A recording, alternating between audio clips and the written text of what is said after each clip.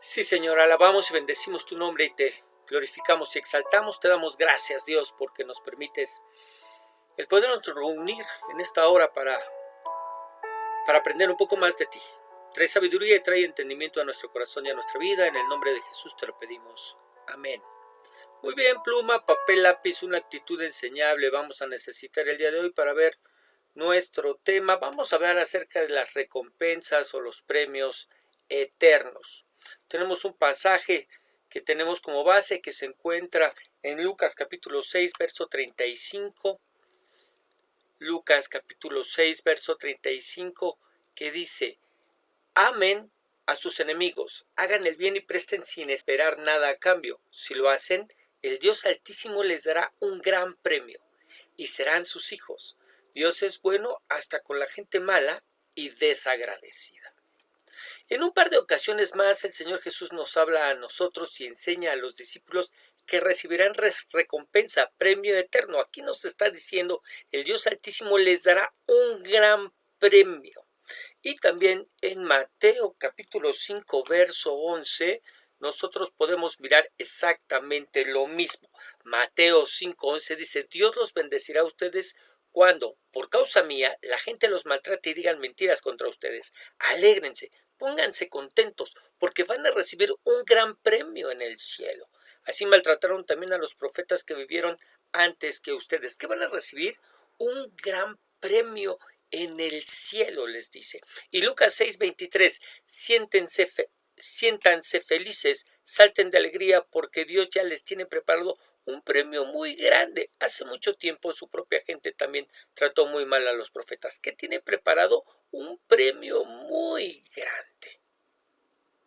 Ahora, esta no es una enseñanza exclusiva del Señor Jesucristo, porque también el apóstol Pablo habla de esas recompensas cuando les escribe a los de Corinto. Vamos a verlo, 1 Corintios 3:13 dice: pero cuando llegue el fin del mundo, Dios pondrá a prueba lo que cada uno enseñó. Será como probar con fuego los materiales que usamos para la construcción. Si lo que uno enseñó pasa la prueba del fuego, recibirá un premio. El Señor Jesucristo y el apóstol Pablo nos hablan acerca de un premio eterno, una recompensa eterna, una gran recompensa o un gran premio que ha sido preparado por Dios para nosotros. La pregunta quizás a hacernos en esta primera parte de esta enseñanza es: ¿por qué se nos promete una recompensa? ¿Qué no es suficiente con estar allá en el cielo con Dios? Piénselo por un instante. Estar allá en el cielo con Dios, lejos de todo aquello que nos hacía daño, gozando de su presencia para nunca más volvernos a separar de Él, gozando de las moradas eternas y reuniéndonos con aquellos familiares y amigos que se nos adelantaron. Allá los hijos volverán a estar con sus padres, los padres se reunirán con los hijos que perdieron, en condiciones muy diferentes y por supuesto que mucho mejores que las que vivieron aquí en la tierra. Mire cómo nos describe esta escena precisamente Apocalipsis 21 en el verso 3, cuando dice: y oí que del trono salía una fuerte voz que decía: aquí es donde Dios vive con su pueblo. Dios vivirá con ellos y ellos serán suyos para siempre. Dios vivirá siempre con nosotros. Nosotros seremos de Él para siempre y Él estará con nosotros siempre. En efecto, Dios mismo será su único Dios. Él secará sus lágrimas y no morirán jamás. Tampoco volverán a llorar, ni a lamentarse, ni sentirán ningún dolor, porque lo que antes existía ha dejado de existir. Dios será quien enjugará, secará nuestras lágrimas, traerá consuelo a nuestro corazón. No moriremos jamás, no habrá llanto, no habrá lamento, no habrá dolor, no habrá enfermedad alguna. Estaremos siempre con Él. Y esto será para todos. Todos los que le hemos entregado nuestras vidas a Jesús gozaremos de estas bendiciones que nos describe este pasaje. No más muerte, no más lágrimas, no más lamentos, no más enfermedad ni dolencias. ¿Lo puede imaginar? Pero lo más importante es que el mismo Señor estará por siempre y para siempre con nosotros. Será cuando la novia se desposará con el novio y viviremos siempre juntos. Y en medio de este ambiente de toda bendición, de poder y de gloria, nos seguimos preguntando: ¿por qué habrá recompensas, galardones, premios eternos? ¿Por qué? ¿Qué nos dice la Biblia sobre eso? Bueno, lo primero que encontramos es que habrá un lugar para entregar dichas recompensas, llamado o conocido como Tribunal de Cristo. Segunda de Corintios 5:10 dice: porque es necesario que todos nosotros comparezcamos ante el tribunal de Cristo, para que cada uno reciba según lo que haya hecho mientras estaba en el cuerpo, sea bueno o sea malo. Es decir, hay un lugar que por lo que nos dice este pasaje, será donde nuestras obras serán juzgadas. Todas esas buenas y malas obras que hicimos mientras estábamos en el cuerpo, vivos en este mundo, serán juzgadas por Cristo. Debemos recordar que nuestras buenas obras serán purificadas y que las malas serán quemadas, de manera que recibiremos recompensa o premios solo de las buenas obras que hayamos hecho. Lo que está muy de acuerdo con lo prometido por el Señor Jesús en Mateo 10:42, cuando dice: y cualquiera que dé uno de estos pequeñitos un vaso de agua fría solamente por cuanto es discípulo, de cierto os digo que no perderá su recompensa. Donde nos enseña que todo lo que hagamos es tomado en cuenta por nuestro Señor. Si damos un vaso con agua, Dios lo toma en cuenta. Si ayudamos a nuestro prójimo, Dios lo toma en cuenta. Así lo enseñó en la parábola del buen samaritano. Si con nuestra manera de hablar honramos a Dios, Dios lo toma en cuenta, pues Él mismo nos dijo que daremos cuenta de las palabras ociosas que salen de nuestra boca. Si amamos a nuestros amigos y también a nuestros enemigos, por supuesto que no será tomado en cuenta. Mateo 5:43 nos lo dice: oísteis que fue dicho, amarás a tu prójimo y aborrecerás a tu enemigo. Pero yo os digo, amad a vuestros enemigos, bendecid a los que os maldicen, haced bien a los que os aborrecen, y orad por los que os ultrajan y os persiguen.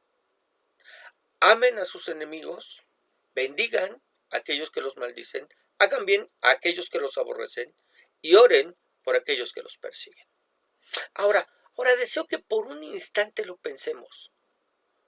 Todo lo que hacemos, bueno y malo, número uno, Dios lo mira. En segundo lugar, Dios lo toma en cuenta. Tercero, de todo daremos cuenta delante de Cristo, bueno y malo. Y cuarto, de lo bueno recibiremos recompensa, premio eterno, galardón. Pero aquí lo interesante es que según nuestro pasaje inicial, esas recompensas, esos premios, esos galardones, mostrarán nuestra verdadera condición de hijos. ¿De qué hablas, pastor? Lucas 6:35, pasaje con el que iniciamos, lo vamos a leer ahora en la Reina Valera. Dice: amad pues a vuestros enemigos y haced bien y prestad, no esperando de ello nada, y será vuestro galardón grande, galardón, premio, recompensa. Y seréis hijos del Altísimo, porque Él es benigno para con los ingratos y malos. ¿Y cómo dice? Y seréis hijos del Altísimo. ¿Qué quiere decir eso? ¿Que haciendo todas esas cosas me hago hijo de Dios? ¿O que por ser hijo de Dios ahora tengo la capacidad de hacer todas esas cosas? Claro que por ser hijo de Dios, ahora gracias a la presencia del Espíritu que me capacita para obedecer, puedo hacer todas esas cosas. Es decir, las recompensas son solo para los hijos y ellas son las que darán testimonio de lo obedientes o desobedientes que fuimos. Pocas recompensas, pocos premios, pocos galardones, quiere decir que fuimos desobedientes y que no hicimos esas buenas obras que fueron preparadas para nosotros. Muchas recompensas, muchos premios, muchos galardones, quiere decir que fuimos obedientes y que sí hicimos esas buenas obras que fueron preparadas para nosotros. Ahora, ojo que las recompensas no me hacen más hijo o menos hijo de Dios, no. Solamente dan testimonio de la clase de hijo que soy. A lo que me veo obligado a preguntarte: ¿qué clase de hijo dicen tus obras que eres? ¿Qué clase de hijo dicen tus obras que eres? Y nota que te pregunto por tus obras y no tu opinión de quién eres. Porque en nuestra opinión quizás no somos tan malos, pero ¿qué dicen nuestras obras? Mira cómo lo explicó Santiago, el medio hermano del Señor. Santiago capítulo 2, verso 18, que dice: a los que dicen que son fieles a Dios, pero no hacen lo bueno, yo les podría decir: tú dices que eres fiel a Dios, y yo hago lo que es bueno. Demuéstrame que es posible ser fiel a Dios sin tener que hacer lo bueno, y yo te demostraré que soy fiel a Dios por medio del bien que hago. En perfecta armonía con lo que estamos mirando. Nuestras obras dicen la clase de hijos que somos, hijos obedientes o hijos desobedientes. Estamos a través de nuestras buenas obras demostrando que somos hijos fieles. Así que el premio eterno, en primer lugar, manifiesta mi condición de hijo. El premio eterno, en primer lugar, las recompensas, en primer lugar, manifiestan mi condición de hijo. Lo segundo que vamos a aprender con relación a este tema es que las recompensas manifiestan o muestran la justicia de Dios. Muestran que Dios no se olvida de lo que hacemos. Sería injusto que Dios olvidara nuestras buenas obras. Por eso se acuerda de ellas y las recompensa, las premia.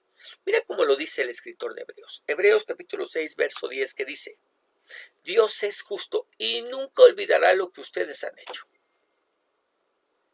Y siguen haciendo para ayudar a su pueblo elegido. De esa manera ustedes también demuestran que aman a Dios. Pero Dios es justo y nunca olvidará lo que ustedes han hecho. De manera que las recompensas, de manera que los galardones, esos premios eternos, no solo son dados para manifestar el grado de obediencia que tenemos, sino para mostrar la justicia de Dios por sobre todas las cosas. Dios es justo y lo manifiesta en todas las cosas. Y en este caso, no olvidándose de lo que hacemos, de lo que hacemos por la obra, de lo que hacemos por el reino, de lo que hacemos en favor de nuestros hermanos en la fe, al grado que aún un vaso de agua tiene recompensa, como ya vimos. Quizás la historia de Tabita nos ayudará a entenderlo un poco mejor. Hechos capítulo 9, verso 36, ahí tenemos esta historia, que dice: en el puerto de Jope vivía una seguidora de Jesús llamada Tabita. Su nombre griego era Dorcas, que significa Gacela. Tabita siempre servía a los demás y ayudaba mucho a los pobres. Por esos días Tabita se enfermó y murió. Entonces, de acuerdo con la costumbre, lavaron su cuerpo y lo pusieron en un cuarto del piso superior de la casa. Pedro estaba en Lidia, ciudad cercana al puerto de Jope. Cuando los seguidores de Jesús que vivían en Jope lo supieron, enseguida enviaron a 2 hombres con este mensaje urgente: por favor, venga usted tan pronto como pueda. De inmediato Pedro se fue a Jope con ellos. Al llegar, lo llevaron a donde estaba el cuerpo de Tabita. Muchas viudas se acercaron llorosas a Pedro y todas le mostraban los vestidos y los mantos que Tabita les había hecho cuando aún vivía. Pedro mandó que toda la gente saliera del lugar. Luego se arrodilló y oró al Señor. Después de eso se dio vuelta hacia donde estaba el cuerpo de Tabita y le ordenó: Tabita, levántate.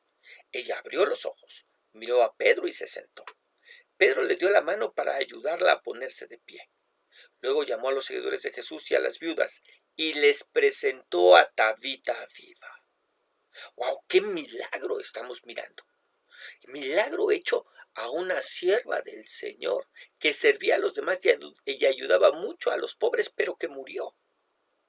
Y cuando Pedro llega al lugar, muchas viudas se acercan llorosas a Pedro y todas le mostraban los vestidos y los mantos que ella les había hecho cuando aún vivía. Es decir, les está mostrando que sus buenas obras. ¿Qué les mostraron las viudas a Pedro?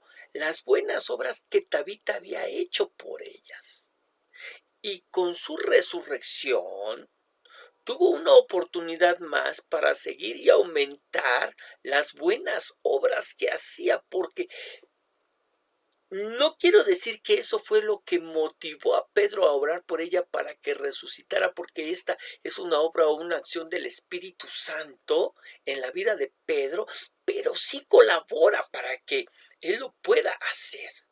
De alguna manera podríamos pensar que esa fue parte de su recompensa. Dios no se olvidó de lo que hacía por los hermanos y le concedió el volver para hacer más grande dicha recompensa, tener más buenas obras y alcanzar una mayor recompensa en los cielos. Al resucitar podía aumentarla haciendo lo que ya venía realizando, llevando a cabo en medio de los hermanos. Así que lo segundo que aprendemos es que esos premios eternos tienen como propósito manifestar la justicia de Dios. En tercer lugar, Dios nos dará recompensa en el cielo a fin de cumplir con la ley de la siembra y la cosecha que dice Gálatas 6:7. No crean ustedes que pueden engañar a Dios. Cada uno cosechará lo que haya sembrado. Si seguimos nuestros malos deseos, moriremos para siempre, pero si obedecemos al Espíritu tendremos vida eterna. Así que no nos cansemos de hacer el bien, porque si seguimos haciéndolo, Dios nos premiará a su debido tiempo. ¿Qué nos dice que Dios nos hará si seguimos haciendo el bien? Nos premiará. ¿Cuándo? A su debido tiempo. Sabemos que este tiempo vendrá cuando se haya realizado el arrebatamiento y todos los creyentes nos encontremos en el cielo ante, como ya dijimos, el tribunal de Cristo. Pero lo que tenemos que mirar con atención es que ese premio, esa recompensa, viene como consecuencia de cosechar lo que hemos sembrado. Lo que me lleva a preguntarte, ¿qué es lo que estás sembrando a través de tu vida? ¿Qué es lo que estás sembrando a través de tu vida? Recuerda que lo que sea que sembremos tendrá una consecuencia que se traducirá finalmente en una recompensa. Por eso nos dice, no nos cansemos de hacer el bien. Y ese es un tema que se dice fácil, pero que no es tan fácil el que perseveremos haciéndolo. Es decir, el que no nos cansemos de hacer el bien. ¿De qué hablas, pastor? Bueno, de lo difícil de lo fácil más bien, de lo fácil que somos tentados a hacer el mal. Sobre todo cuando vemos que los que lo hacen prosperan. Mire, piensen, somos tentados a hacer el mal cuando vemos cómo se enriquecen los que trabajan de manera deshonesta y no les pasa nada. Nosotros estamos trabajando bien, estamos trabajando por la derecha y sin embargo miramos cómo los que se enriquecen son los que trabajan de manera deshonesta y no les pasa nada. Somos tentados a hacer el mal cuando vemos cómo es que los ascensos y las promociones en el trabajo no son para los que trabajan mejor, no son para los que llegamos temprano, para los que checamos a tiempo, para los que nos quedamos hasta tarde, sino para aquellos que tienen influencias. Somos tentados a hacer el mal cuando vemos cómo es que las iglesias de los que no predican sana doctrina crecen, pues a través de sus enseñanzas le dicen a la gente lo que quieren oír. Sin embargo, los que estamos enseñando sana doctrina, en lugar de crecer, decrecemos. Pero ánimo, ánimo. Recordemos lo que dice Asaf en uno de sus salmos. Recordemos que Asaf estuvo en una situación similar. Mira, Salmo 73:2. Salmo 73:2. ¿Qué dice? Yo estuve a punto de pecar. Poco me faltó para caer. Lo está diciendo Asaf. Estuvo a punto de pecar y poco le faltó para caer. ¿Qué pasó? Pues me llené de envidia al ver cómo progresan los orgullosos y los malvados. Tan llenos están de salud que no les preocupa nada. No tienen los problemas de todos, no sufren como los demás. Se adornan con su orgullo y exhiben su violencia. Tan gordos están que los ojos se les saltan. En la cara se les ven los malos pensamientos, hablan mal de la gente. De todo el mundo se burlan. Tan grande es su orgullo que solo hablan de violencia. Con sus palabras ofenden a Dios y a todo el mundo. Pero hay gente que los consulta y cree todo lo que dicen. Piensan que el Dios Altísimo no lo sabe ni llegará a saberlo. Así son los malvados. No se preocupan de nada y cada vez son más ricos. De nada me sirvió hacer el bien y evitar los malos pensamientos. Esos malvados me golpean a todas horas. En cuanto amanece me castigan. Si hubiera pensado como los malvados, habría traicionado al pueblo de Dios. Traté de entender esto, pero me resultó muy difícil. Entonces fui al santuario de Dios. Y fue ahí donde entendí cómo terminarán los malvados. Dios los ha puesto en peligro y van hacia su propia desgracia. En un abrir y cerrar de ojos terminarán por ser destruidos. El terror acabará con ellos. Cuando Dios entre en acción, hará que sean olvidados como se olvida una pesadilla.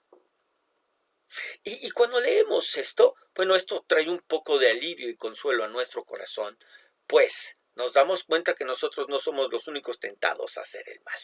Asap también fue tentado y él comienza diciendo: estuve a punto de pecar, poco me faltó para caer. Él miraba exactamente lo mismo que nosotros miramos. Él estaba haciendo el bien y él miraba cómo los que prosperaban no eran los que hacían el bien como él, sino los que hacían el mal. Sin embargo, dice en el verso 17 que cuando entró en el santuario, ahí entendió cómo terminarán todos esos malvados y cómo es que esa maldad, esa prosperidad a través de su maldad, los va a llevar hacia su propia desgracia y terminarán por ser destruidos y el terror finalmente acabará con ellos. ¿Cuándo? Cuando Dios entre en acción. Wow.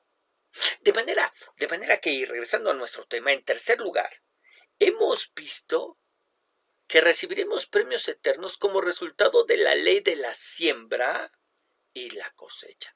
Todo lo que el hombre sembrare, eso también segará. Y en cuarto y último lugar, veremos cómo es que recibiremos esas recompensas en honor y cumplimiento a la promesa del Señor de que nuestro trabajo en la obra no sería en vano. Primera de Corintios 15:58, que dice: por eso, mis queridos hermanos, manténganse firmes. Nunca dejen de trabajar más y más por el Señor Jesús. Y sepan que nada de lo que hacen para Dios es inútil.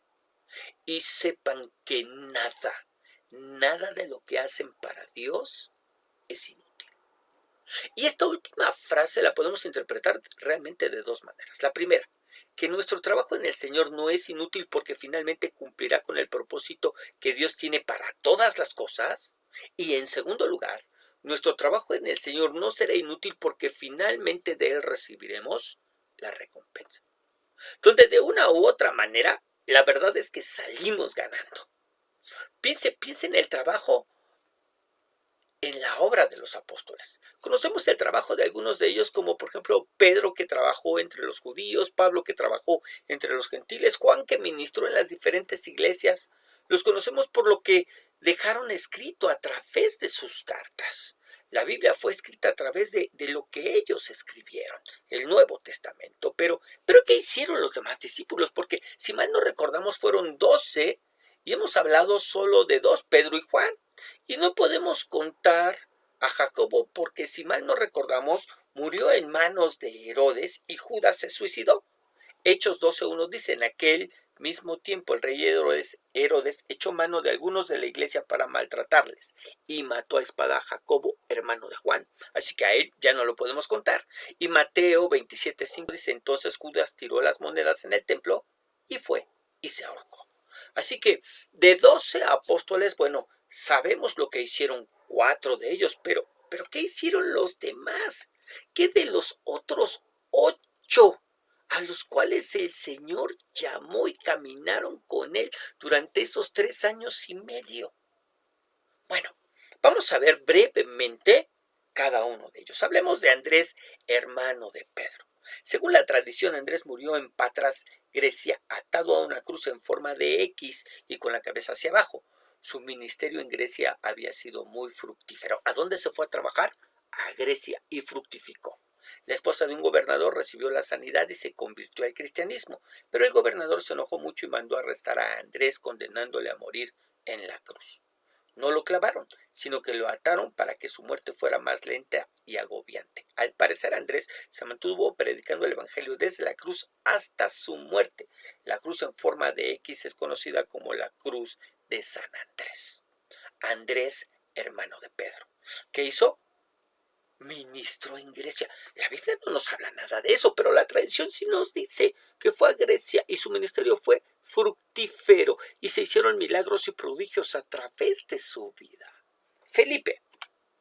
Felipe mostró tener un corazón sincero y un espíritu misionero. No solo compartió de inmediato con Natanael su encuentro con Jesús, sino que en otra ocasión unos griegos se acercaron a él y le dijeron que deseaban conocer a Jesús. Felipe habló con Andrés y juntos fueron donde Jesús. No se sabe con certeza cómo murió Felipe. Unos dicen que murió por causas naturales y otros que fue crucificado, colgado o decapitado en Hierápolis, Turquía, donde había estado predicando el evangelio. ¿Qué estuvo haciendo? Predicando el evangelio. ¿A qué los llamó el Señor? A predicar el evangelio. Y cuando se fue, ¿qué les encomendó? Que fueran a todo el mundo y predicaran el evangelio. ¿Qué estaba haciendo Felipe? Obedeciendo al Señor, obedeciendo a su llamado, siguiendo el llamado que Dios le había hecho y aquella obra que le había encomendado. En tercer lugar, veamos a Bartolomé o Natanael. Su encuentro con Jesús despejó sus dudas y Natanael pasó a ser uno de los discípulos de Jesús, a quien reconoció como Rabí, el Hijo de Dios y el Rey de Israel. Hay algo de confusión sobre la forma en la que él murió, pero la creencia general es que también sufrió martirio. Según la tradición, él fundó la iglesia en Armenia y murió como mártir en India o en Armenia, donde lo despellejaron vivo y luego lo decapitaron. ¿Qué estaba haciendo Natanael? Fundó la iglesia en Armenia, compartió, predicó el evangelio, fundó iglesia, hizo iglesia ahí donde estaba y murió por la causa de Jesucristo. Cuarto, Tomás. Según la tradición, Tomás evangelizó en Siria, en Babilonia, en India y en China. Sorprende ver que hay datos muy específicos sobre su muerte. Según los historiadores, Tomás murió atravesado por una lanza el 3 de julio del año 72 después de Cristo en India. ¿Qué tal? Con ese que no creía y que dijo, yo necesito meter mis dedos en las heridas del Señor. Bueno, quedó tan convencido que evangelizó Siria, Babilonia, India y China. ¿Sí? No se conformó con Jerusalén, Samaria, sino que fue hasta lo último de la tierra, trabajando por el evangelio. Quinto lugar, Mateo. Según la tradición, Mateo evangelizó primero en Judea, luego en Etiopía, Persia y Antioquía. No hay claridad sobre cómo, cuándo o dónde murió. Unos dicen que fue martirizado probablemente en Etiopía, pero otros piensan que pudo haber muerto por causas naturales. ¿Pero qué hizo? Compartió, evangelizó, llevó el mensaje del evangelio en Judea, pero también fue a Etiopía, Persia y Antioquía. ¿Verdad? Ok, sexto, Jacobo, hijo de Alfeo. La tradición católica lo considera familiar de Jesús o primo o su hermano. Puede haber predicado por Palestina y Egipto, donde se piensa que murió crucificado. Otros creen que fue apedreado en Jerusalén. Finalmente murió en el martirio, pero predicó en Palestina y en Egipto, llevando el mensaje del evangelio. Séptimo lugar, Judas Tadeo, obvio. Según la tradición, Judas Tadeo evangelizó desde Turquía hasta Arabia, Mesopotamia y Persia. Se piensa que murió apedreado o a golpes de masa. Ok, ¿qué evangelizó? Turquía hasta Arabia y Mesopotamia y Persia. ¿Qué tal? Pero la Biblia no nos habla nada de ellos, pastor. No nos habla nada de su obra ni de su trabajo en el Señor, pero Dios lo miró y lo tomó en cuenta. Por último, Simón el Celote. Este dato nos lleva a pensar que Simón abrazó su fe en Cristo con gran fervor. Jesús llegó a su vida, lo transformó y Simón vivió por él y para él hasta el fin de sus días. Puede que haya evangelizado en Asia Menor y que muriera martirizado, pero la información sobre él es bastante confusa. Ahora, ¿qué encontramos en común en todos ellos, que sin importar en dónde estuvieron, compartieron el mensaje del Evangelio y ganaron a los que se encontraban a su alrededor para Cristo. A ciencia cierta no sabemos con seguridad y con detalles qué fue lo que hicieron, pero eso no importa, porque el Señor claro que lo sabe. Y como ya hemos visto, Él tiene su recompensa reservada en los cielos. Una recompensa que es eterna. Y de acuerdo con lo que hicieron, su trabajo en la obra no fue en vano.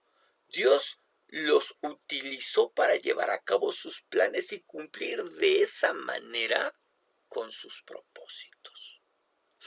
Lo que me lleva una vez más a preguntarte, ¿tu trabajo en la obra lo haces para agradar y ser visto por los demás? ¿O porque deseas agradar a Dios y recibir de Él recompensa? Ahora, puesto de esta manera, es fácil decir que lo hacemos para Dios, para agradarlo a Él y recibir de Él la recompensa. Pero eso es algo que más que tus palabras, serán tus obras, serán tus hechos, será tu actitud, lo que manifestará, revelará, dará a conocer. Ahora, el día de hoy, el Señor nos llama a poner la mira en la recompensa eterna mientras nos encontramos aún en la tierra, como lo hicieron todos estos. A trabajar por la comida que a vida eterna permanece y no tanto por la que perece, recordando que efectivamente nuestro mayor anhelo es estar con el Señor.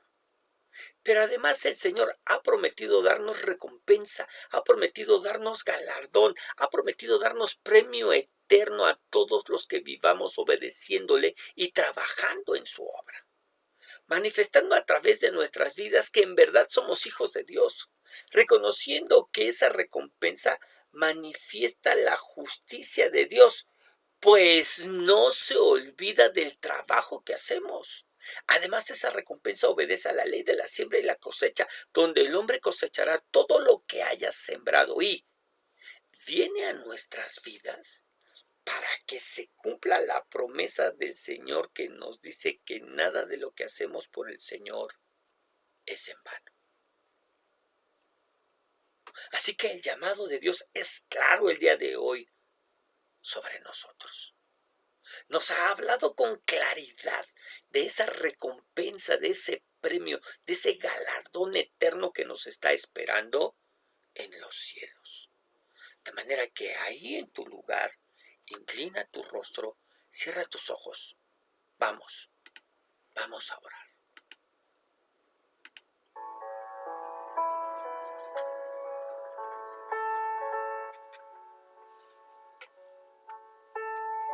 Señor Dios y Padre Celestial, cuando estudiamos y cuando miramos ese galardón que nos está esperando, esa recompensa eterna que está en los cielos esperándonos y que, como vimos en un principio, es grande, es abundante. Y que, Señor, no solamente viviremos contigo por siempre y para siempre y estaremos a tus pies, a tu mesa, Señor, gozándonos de tu presencia, sino que además hay una recompensa por todo lo que hicimos mientras estuvimos en este mundo. Dios, permite que podamos mirar con nuestra mirada puesta en lo eterno cuando estamos aún en la tierra. Que aprendamos a trabajar por lo que a vida eterna permanece y no por la comida que perece. Ciertamente necesitamos del pan nuestro de cada día, pero también necesitamos hacer esas obras que fueron preparadas de antemano para que pudiéramos realizarlas. Señor, en el nombre de Jesús, que podamos tener esta visión de lo que es eterno, para que podamos hacer de acuerdo y conforme a tu voluntad, para que el día de mañana que estemos allá en el cielo, podamos recibir esa recompensa y podamos, Señor, podamos gozarnos y alegrarnos. En el nombre de Jesús, Señor, te lo pedimos. Amén. Muy bien, precioso. Que el Señor te bendiga, que el Señor te guarde, que el Señor haga resplandecer su rostro sobre ti y que sea ese mismo Señor el que te dé paz. Nos estamos despidiendo, no sin antes recordarte, todos los días nos estamos escuchando a través del devocional. Los días domingo tenemos nuestra enseñanza dominical, pero también los lunes tenemos enseñanza que llega hasta tu celular.